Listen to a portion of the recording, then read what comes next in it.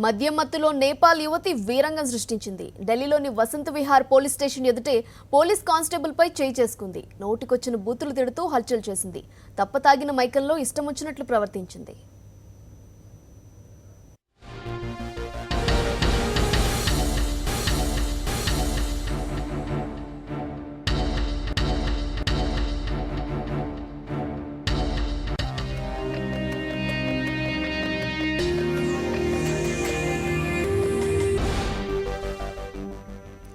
ఆదివారం మునీర్కా ఏరియాలో నేపాల్ యువతి ఆటో ఎక్కింది. అప్పటికే తప్పతాగిన ఆమె ఆటో డ్రైవర్ను వేధించడం మొదలుపెట్టింది.